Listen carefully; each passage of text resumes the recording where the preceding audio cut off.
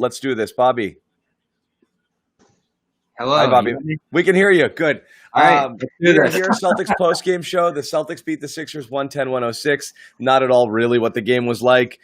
This was a double-digit game in the fourth quarter. And, free throws, three-pointers, gambler's nightmare. It was a 7.5-point spread, and Philly busted it late. So I'm sorry for the Celtics bettors, but Celtics move on. None of us expected anything different was going to happen in this game, though Philly did show a fair amount of fight at the beginning and some strategic differences that kind of kept it close. Things, Bobby Manning, you were wondering why they didn't try earlier in the series. So Let's introduce Bobby, Nick Gelso, and let's get into it. Bobby, let's talk about the first half. Some of the things Philly did, some of the weirdness. Daniel Tice in. I'm still confused what happened here. Tice was in. We thought he picked up 2 fouls. He only picked up 1. Stevens might have thought it was 2.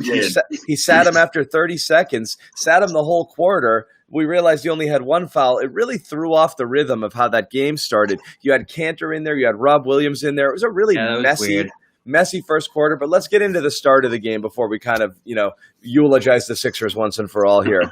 Another game early that the 76ers definitely could have won. They won the first quarter, I believe. They at least played better than the Celtics in there. So that was what Brad was talking about throughout this series. And, they did win the first quarter by 5. Philly was doing things that challenged them in the first halves of these games, and I thought they did again here. Better performance from Josh Richardson on Jason Tatum early. You talked about some of the struggles that Tatum went early through with the jump shot there.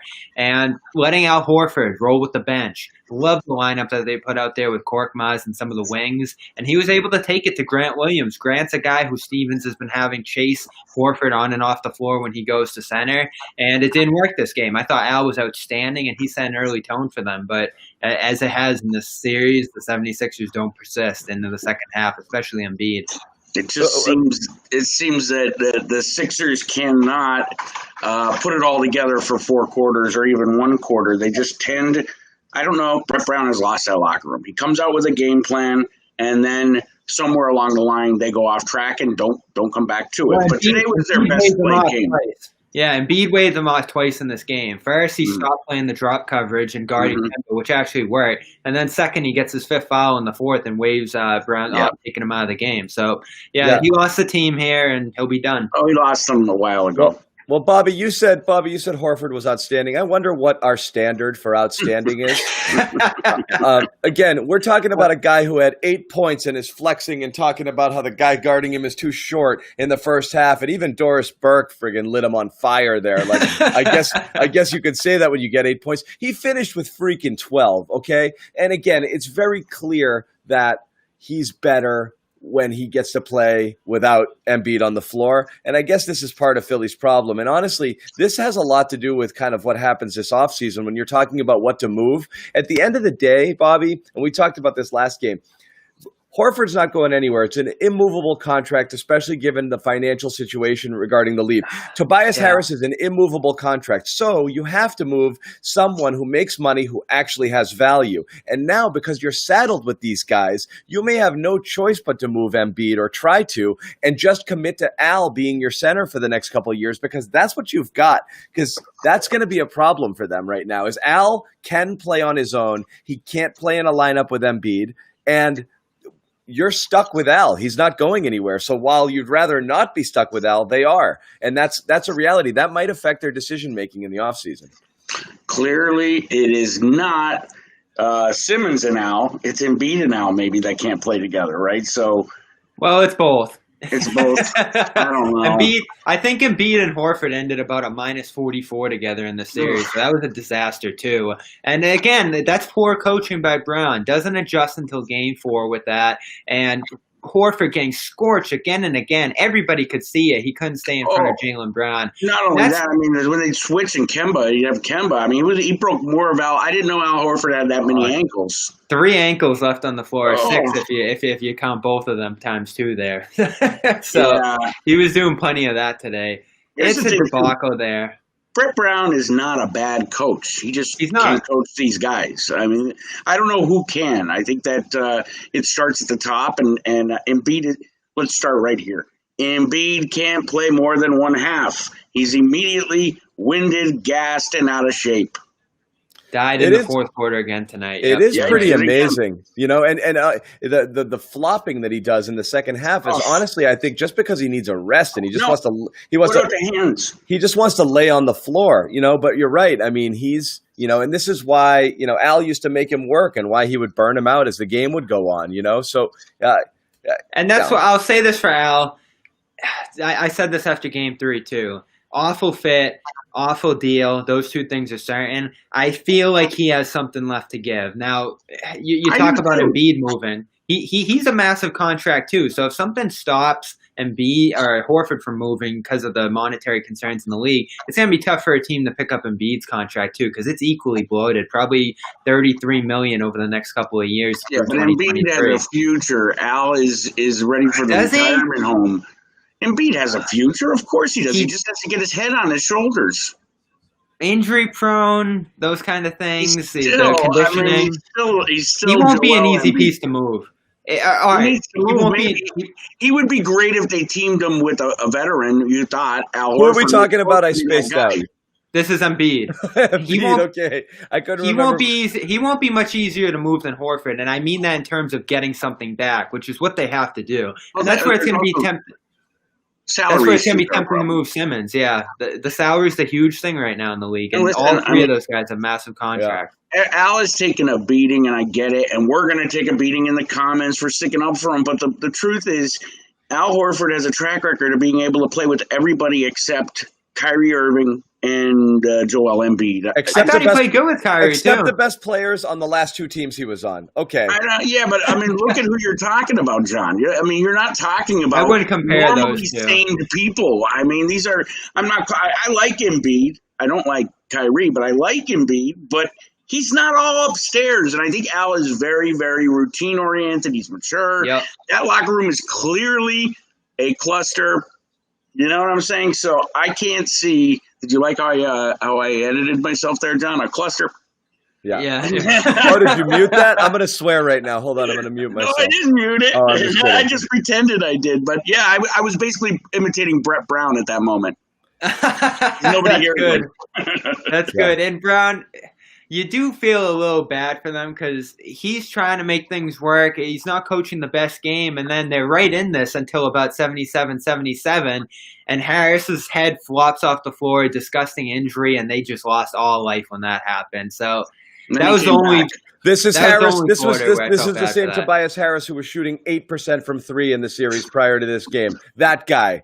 Okay. Also overpaid. They missed that guy. I mean, he has the biggest contract of all. The excuse making for Philly is going to make me lose my freaking mind. No, there's no excuse. It's a team that was supposed to be the best in the Eastern Conference last year, John. It's the same exact scenario. It's their last year Celtics. They're a bunch of losers. They're losers. Okay, there's no pity for these guys. Yes, they were losers. Last year's team. Yes. I don't know if they were losers. The Kyrie Celtics were underachieving losers. No, he's talking about the top. This Philly team is underachieving losers. I have no pity for them, okay? Well, these are guys making a cajillion dollars underperforming, okay? As a Philly boy, all I can tell you, John, is thank God for Philly that this game was in the bubble and not in Philadelphia, because there would have been more beer on the court than players today and Game 3. That's another thing about this team too. I have go ahead, Bobby. We didn't get into this about Philly either. 29-2 at home this year, and then just completely. Who? But I'm saying that's a bad thing. I'm saying that's a bad thing because they couldn't win outside of Philly. It is, but Brett Brown was crying about it heading into the game. Like, I'm not gonna lie, that advantage of playing at home. Every team wants to play at home. This is as neutral as it gets. LeBron? Is his name LeBron? This is as neutral as it gets. They're playing in a bubble. Mentally weak teams can't play on the road. This team has always been mentally weak. I was at the game with the Cannon. Remember, they shot off they were celebrating, and they utterly collapsed in that game. Utterly. I've seen them collapse so many times. This isn't even a rivalry anymore. This is like It's not a rivalry because they always kick our ass. If you count the sweep here, 12-30 away from Philadelphia this year. 12-30. Yeah. Mentally weak. Mentally weak. That is bad. Well, it's true. I mean, poor coaching, mentally weak, no leadership at the top. I think there were injuries in there too, weren't there? Not that it matters. Yeah. It really doesn't matter. Injuries are part of the game. Every team has injuries. Everyone's playing in the bubble. Everything is dead even. This is who you are. Well, Simmons? We're going to say Simmons? Of course it matters, but they sucked with Simmons this year, too. They were the 6th seed. They did. This is probably a longer series with him out there. They sucked all year, of course. I don't know that it is, Bobby. Simmons isn't that good to make that big of a difference. Well, you know what I saw? They play differently. Al Horford isn't that bad to blame either. Simmons, Hayward, Embiid, and Brett Brown. We all thought this was a 5-game series without Simmons here. It was a 4-game series without Simmons and Hayward. Okay, so I mean, come on. I called the sweep. Right, a lot of people are saying 4 or 5 without Simmons. Then you handicap the Celtics, and they won it in 4 anyway. This isn't homerism. This is anti-Phillyism. This was a dreadful mess of a team, poorly assembled. And it was evident from day one, and it's very much like last year's Celtics team. It just didn't fit. The pieces didn't fit together for whatever reason, and that's what it was. I'm going to go a little Felder here. The Green Teamer nerds, better shut up. This is 2 years in a row. Stats don't lie. The ball don't lie. You look great on paper. You don't have chemistry. You're going to fucking suck. And you did. And that's the end of that. Are we swearing? Analytics and spreadsheets there goes the sense. don't predict freaking chemistry and leadership. You can't put that on paper. Nerd! Keep it clean or I'm tossing you, okay? I got people waiting in the queue to get in this show. I don't even need the censors. How do we feel about the Celtics out of this one? You didn't love it, John, did you?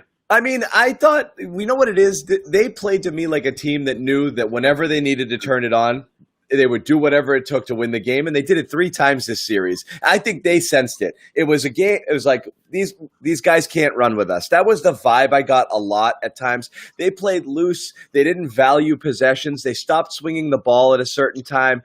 Turnovers in the first half, reaching, slappy defense, taking fouls. They looked like they were half-assing it, it felt like. And even as soon as they got an 8-10 point lead, they're like, is it over yet? And then they got sloppy again with some possessions. Philly just didn't have enough juice to make them pay for it.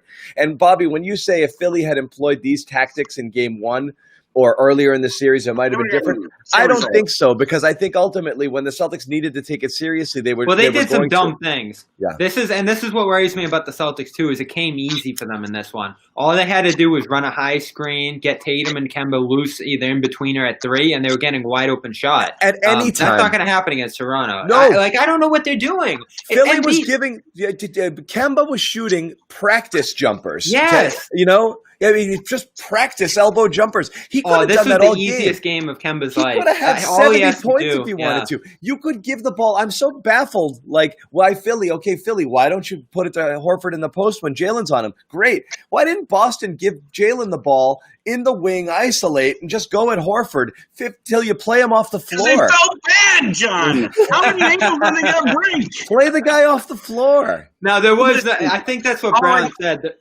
There was no good option there because if Brown was cutting back line, he's going to kill them. Tice, Cantor, good rollers. But again, you're talking about Tatum and Kemba, 2 of the best shooters in the game, versus Daniel Tice and his Cantor rolling to you and Embiid's ability to drop back and recover there. Daniel Tice, who is an excellent center, we should point out. Right, Bobby? Thank you. 6 of 12, 15. Good game from him. He's had a tremendous bubble. He really has a great bubble. Only 2 fouls today, too. He was awesome. Nobody's dunked more than the Celtics in the bubble. But I want to hone in on what John said a little bit there, because if the Celtics take those games off or those skins off versus Toronto, they're going to get killed. So they better focus in. And people forget. I think we all forget because Tatum, Brown, these guys look like seasoned veterans, but they're young guys. They've had playoff experience, but they're young. Yep. So they got to really focus in. Tatum cannot get frustrated and shut down. Superstars find other things to do to make their teammates better when their shot's not falling. If Tatum has a Game 3 stint like that, Toronto will capitalize, and they're well coached. So you're not going to have Brett Brown So Yeah, the Celtics have work to do, and I don't want them to get too. Let's not forget that disaster of a team last year swept the Pacers in the first round. Yep, and I'm glad you bring that up, Nick, because the reason I wanted Philadelphia before all the Simmons stuff happened is I thought they could challenge the Celtics. I thought they could give them a tough first round, capitalize on Boston's weaknesses inside that you talk about. But then it became that cakewalk. It became the Indiana series from last year, and they're moving into a similarly challenging second round. Toronto has some issues, and they walked through Brooklyn in the first round, so they are not the dream team that we thought they were early in the bubble. They are the defending champs minus their MVP. Yep, they're the defending champ. They match up well with Boston on the wing, and I think that's where suddenly we start to feel the Gordon Hayward loss. And I really don't. I got to be honest. The biggest loss for Hayward is you've got to guard him. But think about it this way, Bobby. He was going out anyway. This has forced the also-rans on our bench to step up and be players. Cantor had to play. Williams had to play. So it forced them to grow up a little bit quicker because Hayward is tinfoil. So he's going to go and hold his wife's hand during the pregnancy. That's wonderful. Hopefully he that's can come 2 games versus 7. But the Celtics have now a bench that has experience kicking the ass of the Philadelphia 76ers. So hopefully that ends up being a good thing. Is all you want to do swear in this? Is that why you joined this show? You just want to swear? Ass isn't a curse. They say unbelievable. it on CNN now. Let's talk about it a little because this was concerning. Okay, and this is what happens. You see momentum at times when some of these bench guys get consistent minutes, and what a difference it makes. Okay, you took Rob Williams out of this series. Okay, and after he had been playing consistent minutes in the 8 games leading up, and he took the floor for a couple minutes tonight, and he looked like it was the first time he'd ever played basketball. Okay, Romeo Langford, same thing. After 2 games ago, he plays 28 minutes or 26 or whatever it was, reduced to 10 or 11. And he gets out there again and same, just a really rough 2-minute stretch where, again, he looked like he didn't belong on the floor at all. Grant Williams, again, Grant did not have a good run this time too. So we've got a real Jekyll and Hyde bench situation here because we had a couple games where we're singing Wanamaker's praises. We had that awesome game with Tatum and the bench squad, which was terrific. And we're like, wow, they might be onto something. And they couldn't repeat it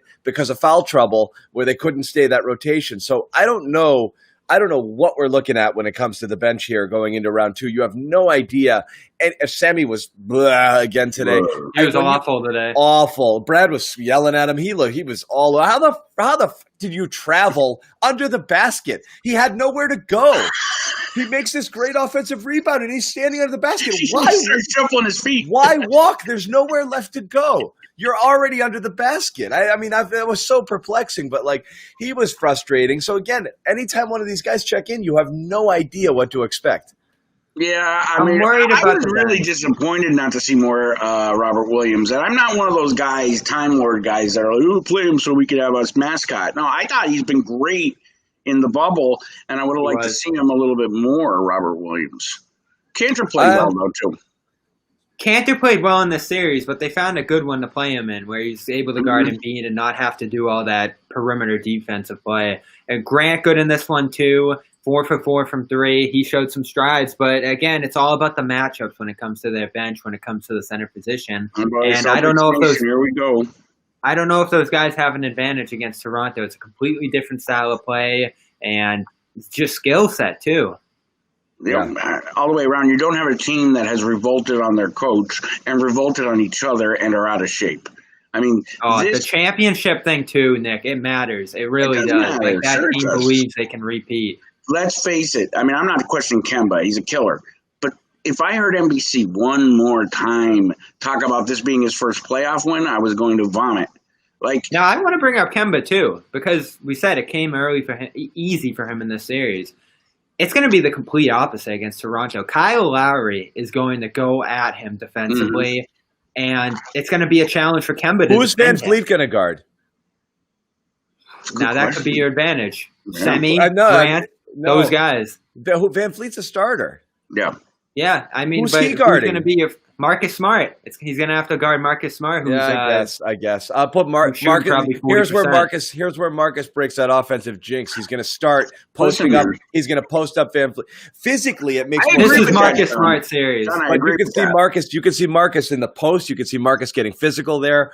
This is where, because he's got to unlock something. He's been brutally bad offensively right now, and that all year long he had the great the pull up threes. That's gone.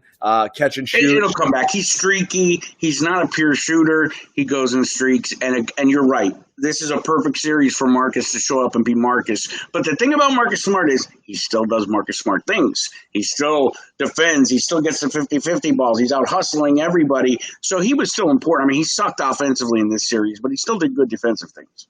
I'd go as far to say Smart will decide this next series. If they get Here more we go. offense from him, if he's able to help on Kemba, because Kemba's going to need some help guarding Yeah, Lowry. I mean, but He seriously will. Smart is 7 of 24 in the in this series, 29% field goals, 1 of 13 from Field goals?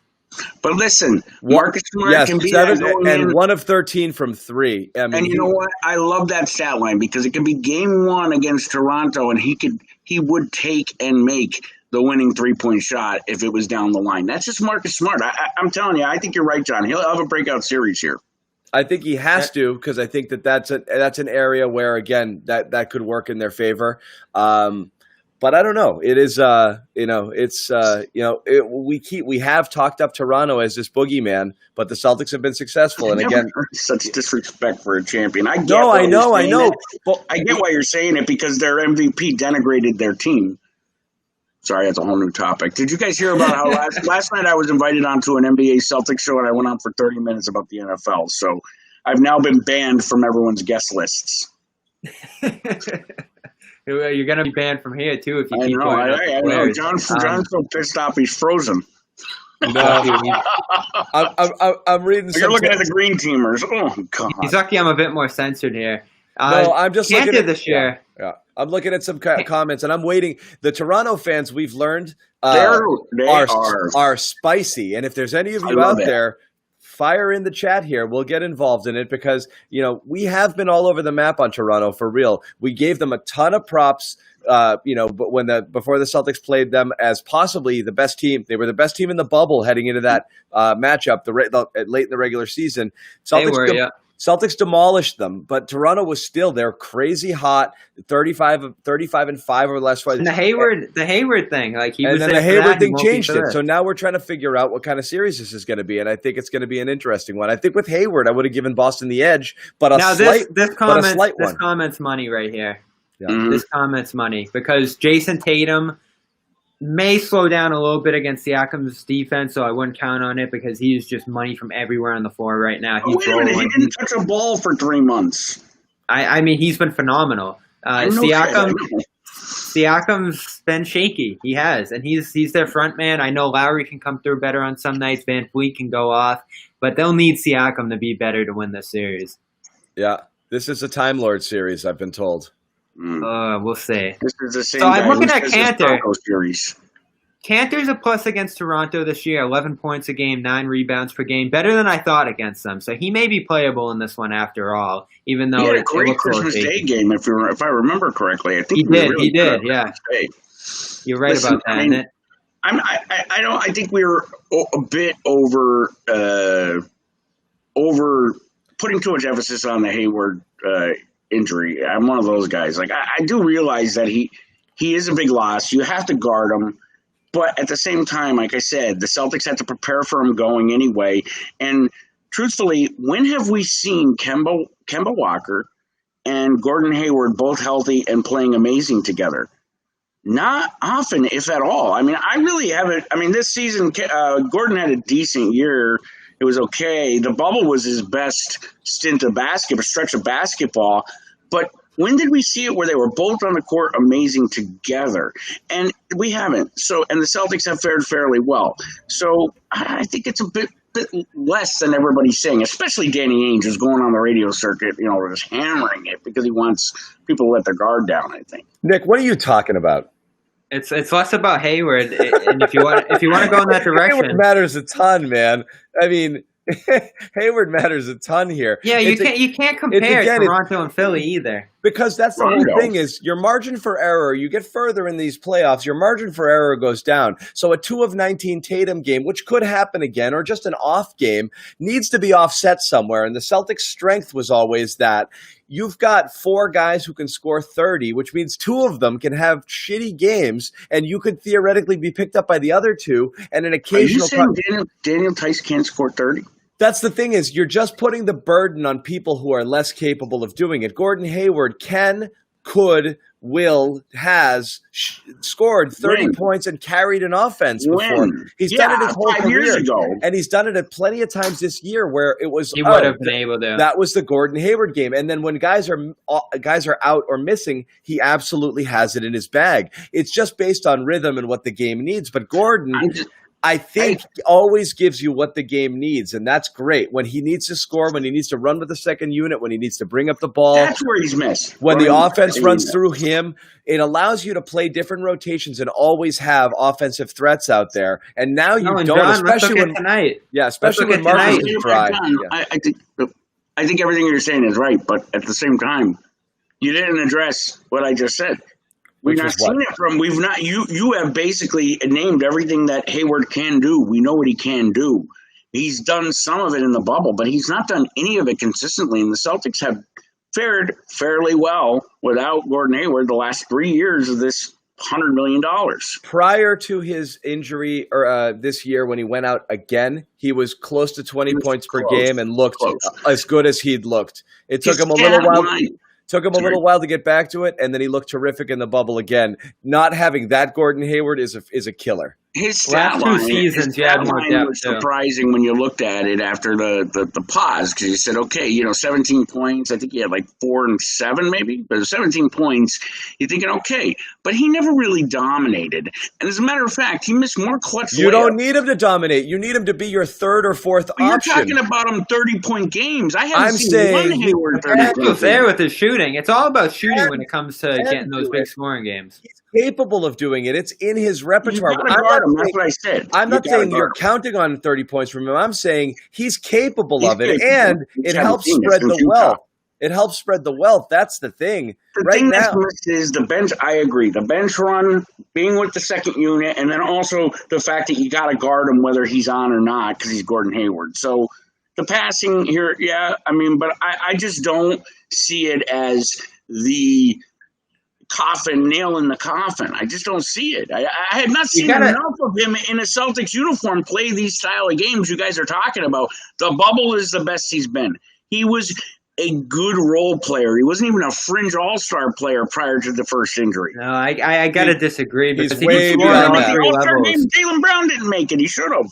I know, but he's well beyond that, and he is, and it is again when your bench sucks like the Celtics does. He is essential because now you're giving minutes to Semi. Think of the two teams and Romeo. Well. Imagine, Nick, you're not comparing him going anyway. Nick, you're comparing him up to the wrong guys. You're comparing he was going for 2 games. You're comparing him to Jalen and Jason instead of comparing him to Semi and Romeo. I get that, but he was gone. Anyway, don't say 2 games. We're talking about 7. How are you getting 2 games? That 4 days off. It's 4 days off. It's 4. You go home for a day and you got 4-day quarantine. Maybe 5 days he misses. But if the baby wasn't born in 24 hours, people go into labor for days. 5 days doesn't matter. He's gonna miss 3 more weeks. It's a crazy amount of time. I think it's not as bad as they're saying too. I think he'll be back. I don't know. I think he went back to Indiana today, or that's what it sounded like. And it takes no fans in the arena to get Gordon Hayward to get his composure and play like Gordon Hayward was playing. Now let's get down to the gist of this. Let's get down to the gist of this, because we're talking about a Toronto team now and not a Philadelphia team that doesn't know what it's doing defensively. This Toronto team, I think you could argue, is the best in the league defensively. They're going to challenge everybody across the board, and you need other options when it comes to Tatum maybe drawing some double teams this time, which Philly didn't do. Drop off to Marcus Smart, Grant Williams, those guys, it's not going to work as well as a Hayward would. And if Hayward can hit 4 or 5 threes in a game, that's where you get him up to that 15, 20, 25 even point mark. And Daniel Tice got there today because he hit a couple threes. But you will be searching hard for the fourth guy to reach double figures if Daniel Tice doesn't have a great game and Enes Kanter isn't able to get to that point either. Yeah, The scoring hierarchy on this team isn't very deep. As much as it is a Hayward loss and everything you mentioned there, Bobby, makes it a key Brad Stevens series. I mean, he's going to have to coach, man. Not that he can't. He's a good coacher. He's a good coach, obviously. He's a good coach, obviously. But this is going to be a Brad Stevens series, you know. The one thing is we know. Yeah, good coach. Good culture. That's a technical term. That's called. I always say why I have a speech impediment. I don't want to do predictions, but because I haven't gotten deep enough into the film and stuff either. But are you feeling good going into the series? Because I'm a little nervous. I am. You've been nervous since 2012, Bobby. You're always nervous. Listen, I wasn't nervous about round one. I called it a sweep, but I'm nervous going into this one. That was easy when Simmons was gone. That was an easy one. I'll check it off. I mean, I'm indifferent, to be honest with you, because... Indifferent? What are you doing on the show? Indifferent's probably the wrong word. I don't know. I have no feelings one way or the other. I've not seen enough of Toronto. Bipolar Nick made an appearance. Yeah, and the Celtics... I mean, there's just so many variables. You just mentioned how many. I just won't do predictions. I'm not nervous like I would be going against a defending champion usually. Let's put it that way. What are the Toronto people thinking, John? Are they up in here? I don't know. Celtics win this series. Celtics win this series. Then they're getting out of the East, and Gordon Hayward will be back, and you guys could all sleep well. We'll give you back your big huge. And I'll say this too. And then we're all going to be bitching because he can't play. You know, it's going to be something. Milwaukee will not have an easy time in the second round either, and I could see them losing that series. I hope that's going to be a fashionable pick. I don't know about it, but it's going to be a fashionable pick. Miami over Milwaukee. Real. Bam Adebayo is a monster. Two well-coached teams, too. Two well-coached teams. And that's going to be fun. I'm watching every minute of that series. I think this is going to be great. Now we get down to the 8 teams that matter, the 4 series that matter. Like, all 4 of those series in the second round are going to be great. Maybe not that Utah one, we should keep the bubble forever, guys. I kind of liked it. I want to live in the bubble. Can we go there? Yeah. We can work anywhere, bro. I mean, we're remote work. Let's go to the bubble. Hey, it's on you, Nick. I'd get thrown out in 15 minutes. I'd be like, him? No, get him out. Yeah. So I don't know. I still think the Celtics win this series because I'm skeptical of some. I don't know. I'm not fully buying on. You Toronto. Don't believe those players? Yeah. It's hard. What's amazing is they are classic case of like the sum is greater than the parts. They're a really good team. I mean, they're really good players. The results prove it out, and they all have good players who might not be that sexy, but I mean, they're really good players. Well, let's get into it. Kyle Lowry's a top 5-10 point guard. Fred VanVleet has definitely gotten himself into that top 5 area shooting guard. Marcus Gasol still up there when it comes to that conversation, and then Siakam's a top 25 player. They have talent. Yeah, they do. They do have talent, but I mean, again, if you looked on, I think if you ask a casual fan and you looked at the Celtics roster and Toronto's roster, come on, that's and you'd be like, well, the Celtics have all these guys. So again, Toronto has these guys, but the Celtics have a lot of talent. It's just, I think bench is going to come into play. I think size is going to be an issue. I mean, everything is matchup based in the league, and it's just how do you match up? Again, in the regular season, it seemed fairly well. So again, I think that's why the Hayward wild card is in here. You don't know what it's going to look like there without having him in there. You do because he's not played majority of the time in Boston. Just take all those games. Yeah, but the last 2 years, the teams were completely different. You had a Marcus Morris, you had a Terry Rozier. I'm trying to annoy John, Bobby. That's all. I'm just trying to annoy John. Yeah. That's all. Listen, I think that if the Celtics can have Jason Tatum, Jaylen Brown playing the way they played in this series, even through the frustration in Game 3 with Tatum, it's going to be very hard for any team, including Milwaukee, to beat the Celtics. I mean, I don't know in the East. Are there any other two-player combos that are like that? Who am I forgetting? I mean, Giannis and who? Middleton. Yeah, but that one's formidable. That one's iffy, though. It's iffy. No. Giannis is like the best player in the league, and Middleton's like the 15th. 15th. I mean, he's like the second best player in the league. He'll be all NBA this year. He's going to be. he's no worse than the 15 to 20 range. You know, I mean, I like Chris with the K, man. I do. I mean, he kills the Celtics. He's a Celtic killer. He always was, Middleton. Yeah. Hey, and we're fortunate we're getting Toronto over them because I'd be feeling much worse. It's a toss-up. Also, this series was gross in terms of basketball. I want to see something different. This was an awful. This one will be series. good. I think this is going to be 7 strong games, all close. I can't watch a team shoot 28% from the field again like Philly. Hey, Nick, we've been waiting for this one for years. I'm excited. I was when they lined up in the second round, they've missed each other for about 3 years in a row now. So this one's a long time coming. Have always sucked going back 20 years. They've always sucked against Toronto, but we don't have. And now they don't have to go there. They don't have to go to Toronto. We don't have to go and follow them to Toronto. They're in Disney, so that's great. That is good. I hate sending crews to Toronto. It's such a pain in the butt. Oh, the passports and everything else. And now it's even worse. Well, they won't even let us in. Great city, though. I've never been, but I intend to go. I might move there after November, depending. All right, so we'll have a lot more on Toronto, assuming they win. They play today at 6:30. This one should be a wrap-up for them. Sorry. I'm looking at the chat. I can't. Yeah, so this could start as early as Wednesday. If Toronto takes care of business tomorrow, the day off, so they'll get going on Wednesday, I think. Yeah, it's going to be a totally different series. We could be back on Wednesday. We will have more on the Garden Report. We'll have a ramp up to the series. We've got you covered on our YouTube channel, Daily Motion channel with all the Celtics post-game. So keep it here. If you haven't subscribed already, please subscribe to our YouTube channel, Celtics All Access, for all the goods. These guys are going to tape some segments now with boy. Yeah, it's going to be great. We'll talk there about will be somebody who knows what they're talking about on. Yes. We'll talk about the Raptors. We'll eulogize Philly, talk about the official end of the process and what happens next with those guys. And we're back maybe on Wednesday. But until then, for Nick, all of it. Until then, for Nick Gelso, Bobby Manning.